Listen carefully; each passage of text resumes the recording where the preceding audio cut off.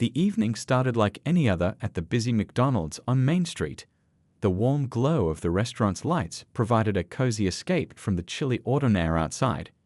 Inside, the familiar smell of French fries and burgers filled the air as customers chatted and enjoyed their meals. Michael, a sophomore honor student known for his bright smile and kind nature, had just finished basketball practice at the local high school. His jersey was still damp with sweat as he stood in line with his teammates, talking excitedly about their upcoming game against their rival school. They had been practicing hard, and Michael's three-point shots were getting better every day. "I'm telling you, Coach says we might actually have a shot at stake this year," Michael said, his eyes lighting up as he discussed their team's improved defense. His friends nodded in agreement, the excitement of their potential success making them forget about their growling stomachs for a moment. The line was long but moving steadily.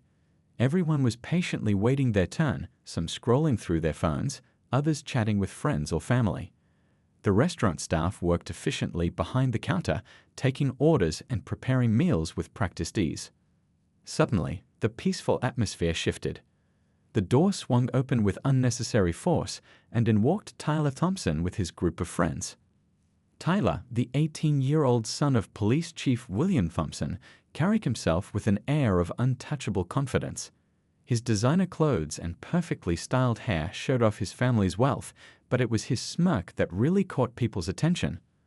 Looking around the restaurant as if he owned it, Tyler made his way directly to the front of the line, pushing past an elderly couple who had been waiting for several minutes. His friends followed, laughing and joking loudly, completely ignoring the frustrated mutters from other customers. Michael, who had been raised to stand up for what was right, looked at his teammates before stepping forward. "Excuse me," he said politely, his voice clear but respectful. "There's actually a line here. We've all been waiting our turn." The restaurant grew quieter as people turned to watch. Tyler slowly turned around, his smirk transforming into something darker. He looked Michael up and down, taking in his basketball jersey and athletic shorts with obvious disdain. "Do you know who I am?" Tyler asked, his voice dripping with arrogance. "My father runs this town. I go wherever I want, whenever I want." His friends snickered behind him, forming a semicircle that made other customers step back uncomfortably. Michael stood his ground, though his heart was racing. "It doesn't matter who your father is," he replied calmly. "Everyone here has been waiting patiently. It's only fair to." He never got to finish his sentence. Tyler's fist came out of nowhere, catching Michael completely off guard. The punch connected with devastating force, sending Michael crashing backward into a nearby table. His head hit the edge with a sickening thud before he slumped to the floor, unconscious. The restaurant erupted in chaos. People gasped and screamed, some rushing to Michael's aid, while others pulled out their phones to record what was happening. Tyler's friends stopped laughing, suddenly realizing the severity of what had just occurred. A young mother quickly covered her child's eyes, while an off-duty nurse rushed forward to check on Michael. "Call 911. Someone shouted, their voice trembling with urgency. Tyler, still standing over Michael's motionless body, pulled out his phone with shaking hands. "I'm calling my dad," he announced, as if that would make everything okay. "Nobody post anything about this online. My father will take care of it." But he couldn't control the dozens of witnesses who had already captured the entire incident on their phones. The truth of what happened that evening at McDonald's would soon spread far beyond the restaurant's walls, setting in motion a chain of events that would shake the entire community to its core. As sirens wailed in the distance, growing louder with each passing second, the reality of the situation began to sink in. This wasn't just another case of teenage violence, it was a stark reminder of how power and privilege could make some people think they were above the law. But as Tyler would soon learn, sometimes the biggest falls come to those who think they can never be touched. The next morning, Police Chief William Thompson sat in his office, his face illuminated by the glow of multiple computer screens. His usual confident demeanor was replaced by visible stress as he watched the security footage from McDonald's for the fifth time. His son Tyler's actions played out before him in crystal clear detail, leaving no room for interpretation. "This needs to go away," he muttered, reaching for his phone. The chief's fingers trembled slightly as he dialed the McDonald's manager's number. It was barely 7 a.m., but this couldn't wait. "Listen carefully," he said when the manager answered, his voice carrying the weight of authority he'd cultivated over 20 years on the force. "That security footage from last night. I need it deleted. All of it." He paused, listening to the manager's hesitant response. "Think about your business permits, about your family. We can make things very difficult for you." But what Chief Thompson didn't know was that the night shift supervisor had already backed up the footage. She had seen too many incidents swept under the rug in their small town and wasn't about to let it happen again. Meanwhile, across town, Officer Robert Chen sat at his desk, staring at the incident report he was supposed to file. His superior had just given him clear instructions: write it up as a minor altercation between teenagers, nothing more. The words felt wrong as he typed them, each keystroke a betrayal of his badge. The original responding officer's body camera footage sat in a folder on his desktop, carefully labeled as corrupted. Chen knew it wasn't corrupted at all. It showed everything clearly, including Tyler's racist remarks before the attack. But orders were orders, or so he tried to tell himself. At the hospital, Michael's mother paced the waiting room, her phone buzzing constantly with messages from concerned community members. She worked as a paralegal at a small law firm and knew enough about the legal system to understand what was happening. Her son lay in a hospital bed with a concussion while the police department was already trying to bury the story. "Mrs. Wilson," a nurse approached with a sympathetic smile, "your son is awake and asking for you." Inside the hospital room, Michael sat propped up against pillows, a bandage wrapped around his head. His usually bright eyes were clouded with pain and confusion. "Mom," he said softly, "they're going to try to make this disappear, aren't they?" His mother squeezed his hand. "Not this time, baby. Not this time." She pulled out her phone, showing him the videos that were already circulating on social media. Dozens of witnesses had captured the incident from different angles. The truth was out there, spreading faster than any cover-up could contain. Back at the police station, Chief Thompson's phone wouldn't stop ringing. Local news stations wanted comments. The mayor was demanding answers. His secretary had already counted 15 calls from reporters asking about his son's history of similar incidents at his private school, information that had been carefully buried until now. "Sir," his secretary's voice crackled over the intercom, "Channel 5 is outside with a camera crew. And, sir, the videos are trending on Twitter." The chief slumped in his chair, loosening his tie. He'd handled difficult situations before, but this was different. This was his son, and the evidence was overwhelming. His usual tactics, intimidation, bureaucratic delays, misplaced paperwork, wouldn't work when thousands of people had already seen what happened. In the department break room, younger officers whispered among themselves. They'd seen the videos, and many had witnessed similar cover-ups before. But this time felt different. The public wasn't going to let this slide. "Did you see what he did to that kid?" one rookie officer asked, shaking his head. "And they want us to write it up as a minor incident?" Officer Chen, overhearing the conversation, made a decision. He reached for his phone and dialed a number he'd saved years ago but never had the courage to use: the State Attorney General's office. His hands shook as he waited for someone to answer. Around town, the atmosphere grew tenser by the hour. Small groups gathered outside the police station, holding signs demanding justice. Local businesses put up posters supporting Michael's family. The town's Facebook groups filled with heated discussions about privilege, accountability, and the long history of similar incidents being swept away. Tyler Thompson sat in his room, watching his social media accounts implode. His friends weren't answering his texts anymore. The private school he attended had already called his parents about an emergency board meeting. His carefully curated image of untouchable privilege was crumbling around him. "Dad can't fix this one," he whispered to himself, finally beginning to understand the gravity of his actions. The security camera footage, the cell phone videos, the witnesses, everything he thought would disappear under his father's influence was instead spreading like wildfire. As the sun set on that second day, the small town found itself at a crossroads. The old system of privilege and protection was being challenged by the undeniable truth captured on dozens of phones. The power of social media and public outrage was proving stronger than any single police chief's influence. And somewhere in the hospital, A young man with a bandaged head was discovering that sometimes justice finds its way through the cracks in a broken system, carried forward by the collective voice of people who've had enough. 3 days after the McDonald's incident, the local community center buzzed with energy. People from all walks of life packed the main hall, their voices mixing into a determined murmur. Mrs. Wilson stood at the podium, her paralegal badge still clipped to her blazer after rushing from work.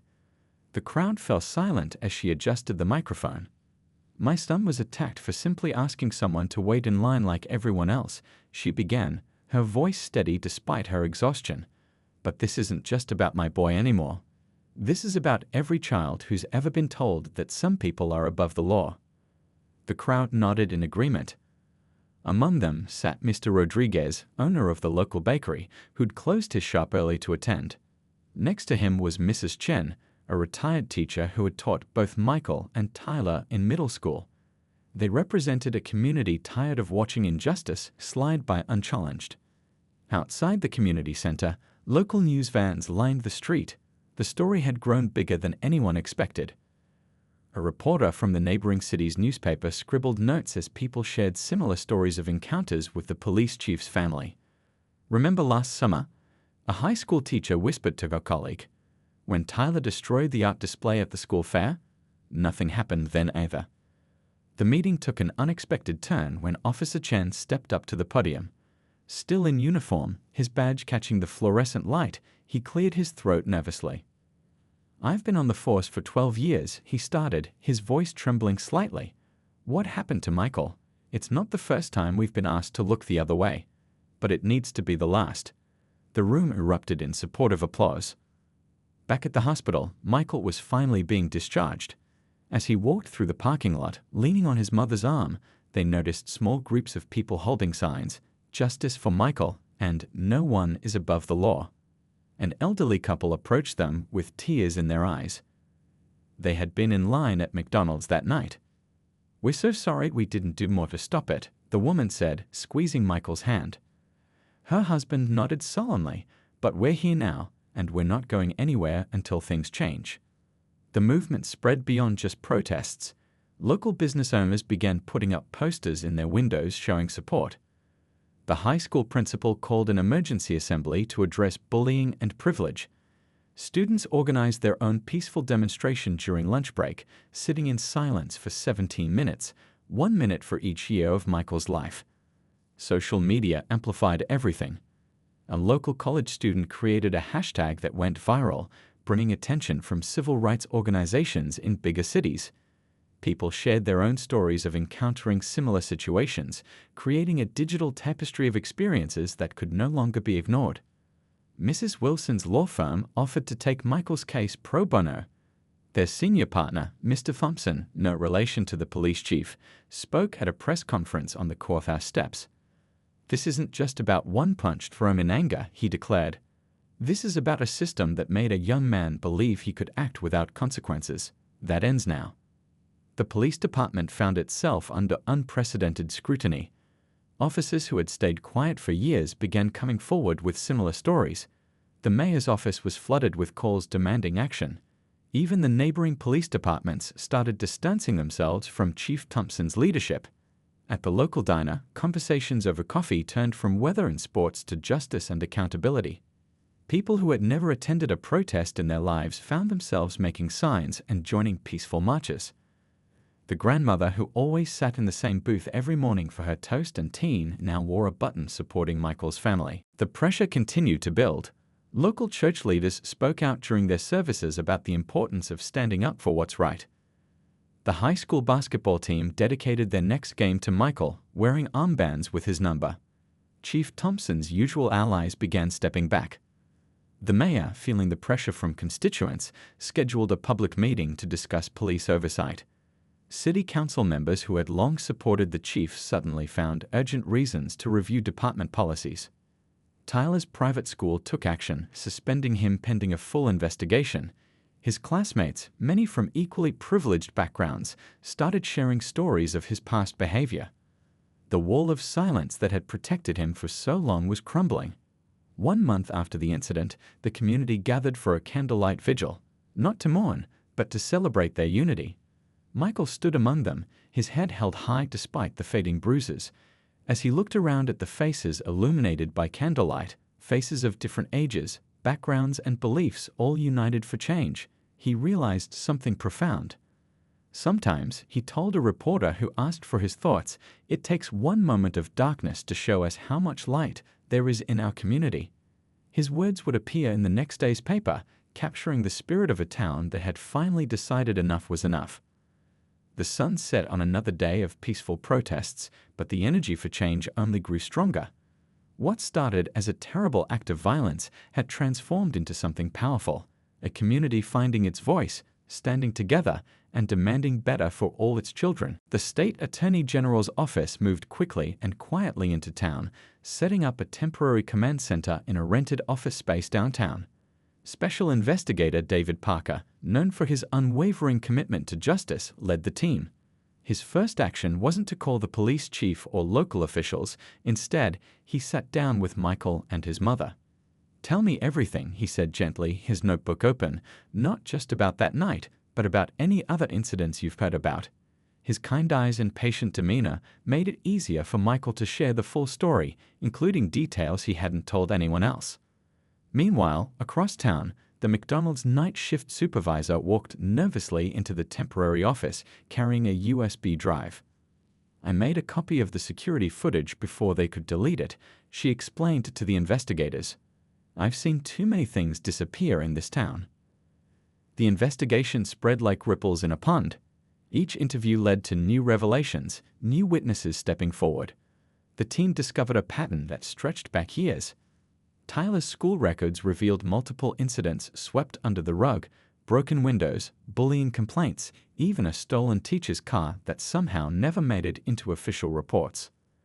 Officer Chen's testimony proved crucial. He shared internal emails, text messages, and records of similar cases that had mysteriously disappeared from the system. Every time something happened, he explained, there would be this unofficial meeting where we were told how to write it up differently. The investigation team worked methodically, building their case piece by piece. They interviewed former classmates who had witnessed Tyler's previous outbursts. Many spoke about feeling helpless, knowing that complaining would only bring trouble to their families. One afternoon, a surprising visitor arrived at the investigation office, the elderly couple who had been pushed aside in line that night at McDonald's. The husband, a retired judge, shared something interesting. "Chief Thompson's boy isn't the only one who's gotten away with things. I've watched case after case involving department families just disappear." The breakthrough came from an unexpected source. A young EAT specialist working for the police department discovered a hidden folder on the department's servers. It contained years of altered reports, original bodycam footage that had been marked as corrupted, and emails discussing how to handle incidents involving officers' families. "I just couldn't sleep at night knowing this was there," the EAT specialist admitted, hands shaking as he handed over the files.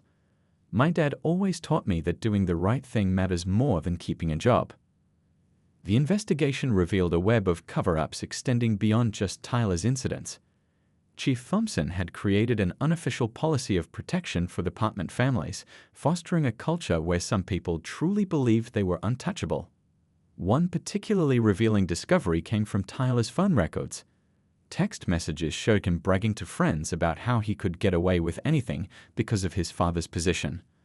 The messages painted a picture of a young man who had never learned to face consequences. The investigation team spent long hours in their temporary office, piecing together the evidence. They created a timeline that stretched back 5 years, showing a clear pattern of escalating behavior and systematic cover-ups. Local business owners began sharing security footage from other incidents. A coffee shop owner brought in video of Tyler harassing customers months earlier. The bowling alley manager shared footage of him starting fights in the parking lot. Each incident had been reported, and each had vanished from official records. The school principal finally broke her silence, sharing a thick file of complaints that had been pressured into disappearing. "I should have done this sooner," she admitted, wiping away tears. "I was afraid of losing my job, but staying silent was worse." As the evidence mounted, some officers from the local department began coming forward voluntarily. They shared stories of being pressured to change reports, of evidence disappearing from lockup, of witnesses being intimidated into changing their statements. The investigation took an unexpected turn when they discovered Chief Thompson's personal laptop contained folders of dirt he'd collected on local officials, insurance against anyone who might challenge his authority. This revelation sent shockwaves through the town's leadership. One evening, as Special Investigator Parker reviewed the growing mountain of evidence, he received an unexpected call. It was Tyler asking to come in and tell his side of the story. The teenager's voice sounded different, no longer arrogant, but broken and afraid. The truth was becoming clear. This wasn't just about one incident at McDonald's. It was about a system that had been corrupted from within, allowing certain people to live as if laws didn't apply to them. But as the investigation team worked late into the night, they knew that system's days were numbered. In their temporary office, walls now covered with timeline charts and connection maps, the investigation team could feel they were close to finishing their work. What had started as a single act of violence had revealed a years-long pattern of abuse of power. The evidence was overwhelming, and this time there would be no making it disappear. The morning of the press conference dawned clear and crisp. News vans lined the courthouse steps as the state attorney general stepped up to the microphone. The crowd fell silent, phones raised to record what everyone knew would be a historic moment for their small town. Today, the attorney general began, her voice firm and clear. We're announcing charges not only against Tyler Thompson for assault and hate crimes, but also against Police Chief William Thompson for obstruction of justice and abuse of power. The crowd's reaction was a mix of gasps and quiet murmurs. In the front row, Michael sat with his mother, holding her hand tightly. Behind them, Officer Chen and other brave officers who had come forward stood tall, their badges gleaming in the morning sun. Inside the police station, officers watched the press conference on the break room TV. The temporary acting chief, a veteran officer brought in from another district, had already started making changes. The atmosphere was tense but somehow lighter, as if a heavy weight had been lifted. "I never thought I'd see this day," whispered one veteran officer to his partner. "Maybe things really can change." The evidence was overwhelming. The Attorney General's office had compiled a damning report, hundreds of pages documenting years of abuse of power, covered-up incidents, and systematic corruption. As she read out specific examples, people in the crowd nodded, remembering incidents they had witnessed or heard about. Back at his home, Chief Thompson watched the press conference on TV, his career and reputation crumbling before his eyes. His phone kept buzzing with messages from former allies now distancing themselves. The mayor had already asked for his resignation. His wife sat silent beside him, still processing how their life had unraveled so quickly. Tyler's arrest was handled quietly and professionally. No special treatment, no backdoor deals. He was processed just like any other suspect, fingerprinted and photographed in the same room where countless others had stood before. The difference was, this time, his father's influence couldn't make it go away. The McDonald's manager, who had initially given in to pressure to delete the security footage, came forward with a full confession. "I was scared," she admitted to investigators. "But watching that young man get hurt and being part of covering it up, I couldn't live with myself." In the courthouse, Tyler's private school records were unsealed, revealing a pattern of behavior that should have been addressed years ago. Teachers came forward with stories of intimidation, of being told to change grades or ignore incidents. The school board announced a complete overhaul of their disciplinary policies. The investigation had uncovered more than just Tyler's actions. Chief Thompson's computer revealed years of collecting compromising information on city officials, an insurance policy that had kept many people quiet. As this news broke, several city council members announced their resignations. Michael's recovery had become a symbol of hope for the community. His basketball teammates visited regularly, bringing homework and updates from school. The team had dedicated their season to him, wearing armbands with his number. But more importantly, they were learning valuable lessons about standing up for what's right. Local businesses that had once feared speaking out against the police chief now displayed signs supporting justice and accountability. The coffee shop where Tyler had harassed customers months ago hosted community meetings to discuss police reform. The owner, who had previously been too afraid to report incidents, now spoke openly about the importance of standing together. The reckoning spread beyond just the Thompson family. Other officers who had participated in cover-ups faced internal investigations.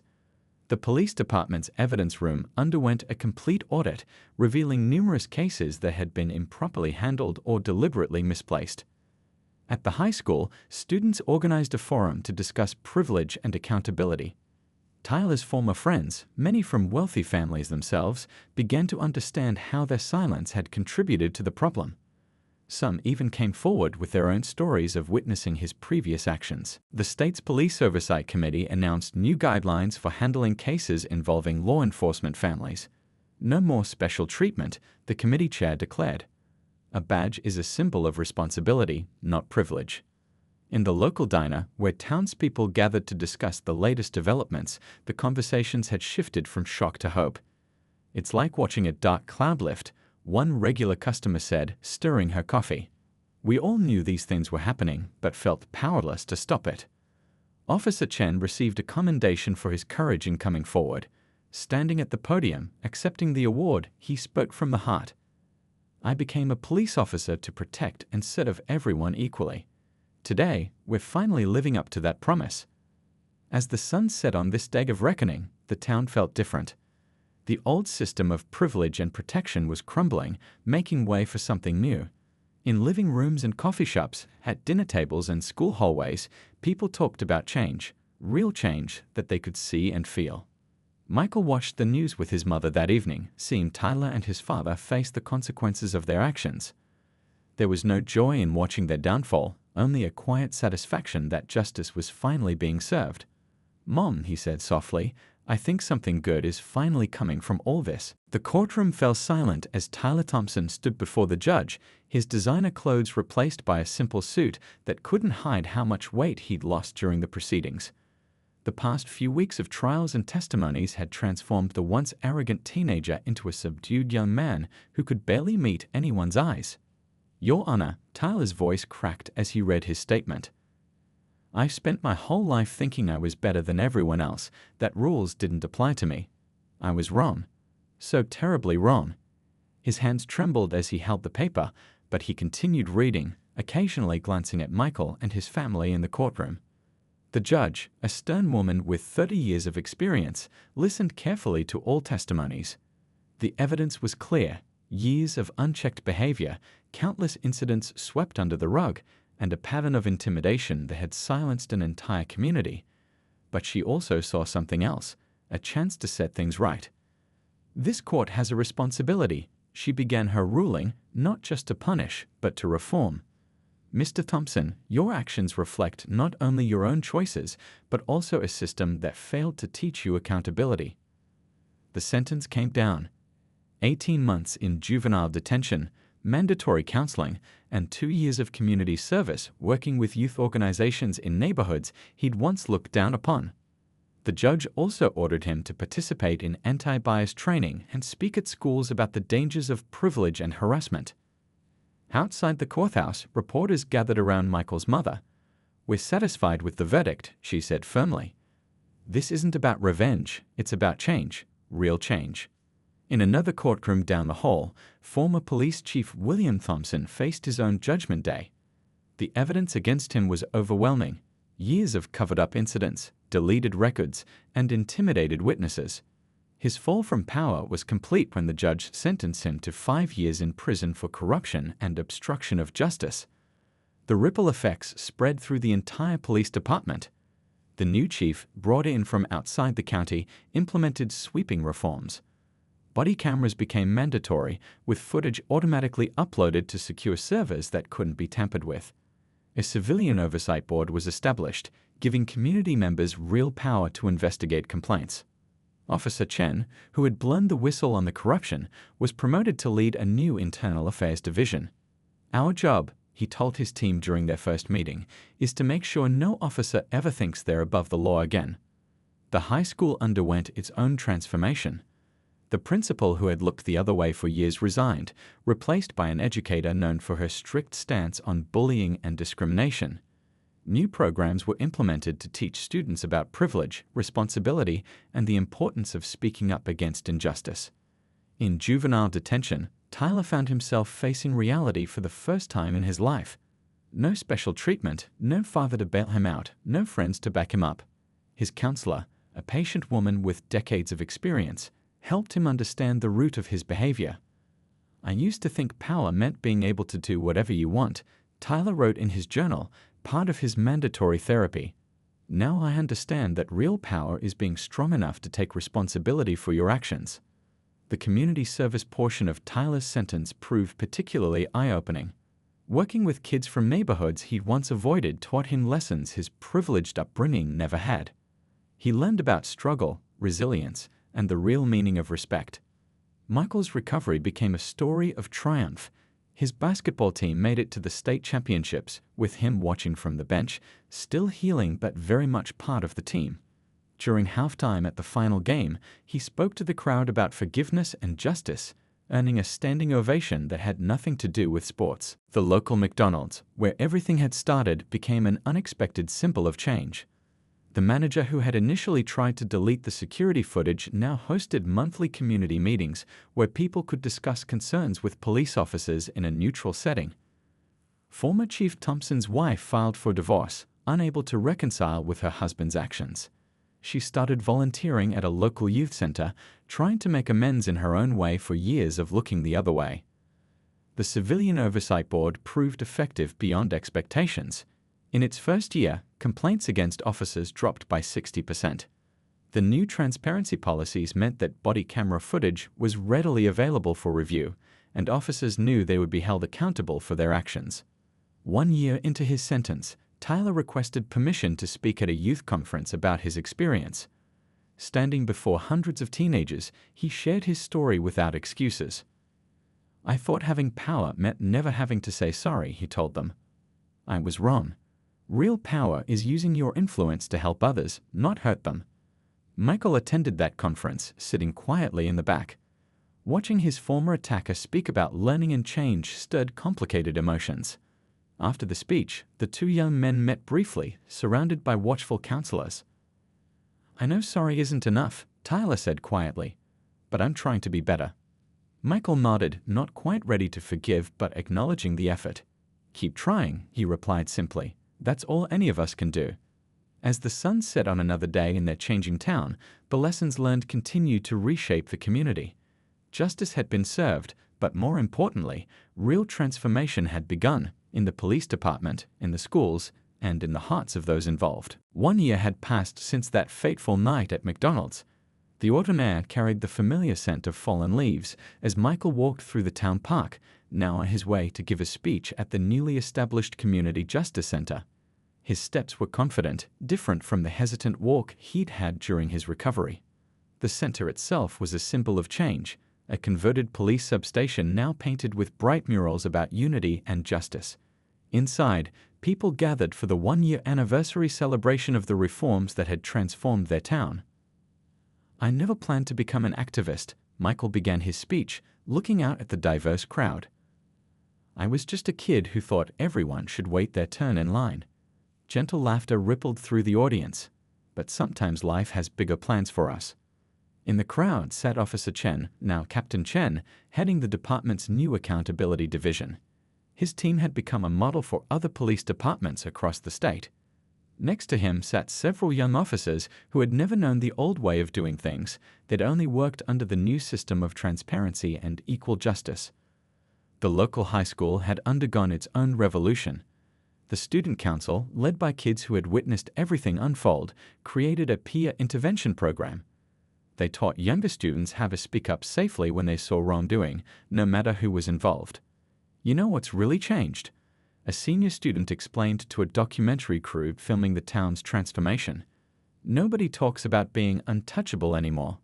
We've all learned that actions have consequences, no matter who your parents are." At the juvenile detention center, Tyler Thompson had become an unexpected agent of change. His mandatory counseling sessions had evolved into voluntary group discussions with other privileged kids who had never faced consequences before. His therapist noted that his transformation seemed genuine, the arrogance replaced by humility, the entitlement by understanding. "I used to think power meant having control over others," Tyler shared during one session. Now I understand it's about having control over yourself." The town's new police chief, a woman with 30 years of experience in community policing, had implemented changes that went beyond just new rules and procedures. Every officer now spent time each month in community service, getting to know the people they served as neighbors rather than just civilians. Michael's mother had been appointed to head the Civilian Oversight Board, bringing her legal expertise and personal experience to the role.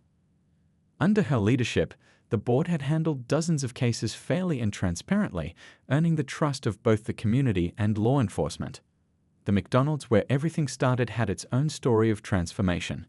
The manager who had initially feared standing up to power now ran workshops for other business owners about corporate responsibility and moral courage. The restaurant had become a gathering place for community meetings, its dining room often filled with officers and residents sharing coffee and conversation.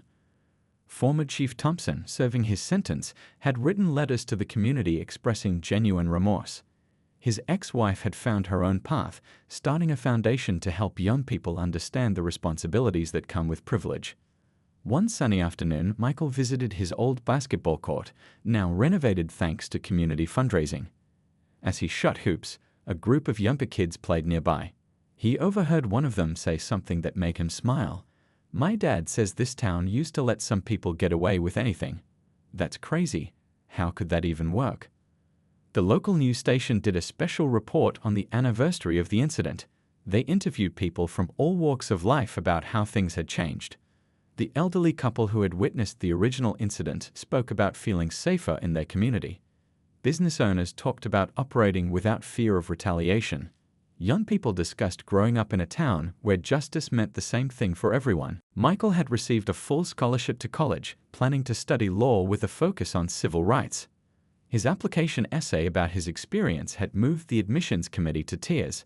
But more importantly, his story had become part of the curriculum in local schools, teaching students about courage, justice, and the power of standing up for what's right. The town itself had become a case study in reform. Other communities sent representatives to learn about their civilian oversight board, their police training programs, and their youth intervention strategies. What had started as a crisis had transformed into a model for change. During the anniversary ceremony, Michael unveiled a new plaque at the Community Justice Center. It didn't mention his name or what had happened at McDonald's. Instead, it simply read, "Justice is not a privilege. It is a right that belongs to everyone." As the ceremony ended and people mingled, sharing stories and hopes for the future, Michael stood back and watched. He saw officers chatting with teenagers who once would have feared them. He saw former adversaries working together on community projects. He saw a town that had learned, grown, and changed. Sometimes, he told a young reporter who asked for his thoughts, "It takes a dark moment to help us find our way to the light." But the real story isn't about what happened that night. It's about what we all chose to do the morning after, and every morning since.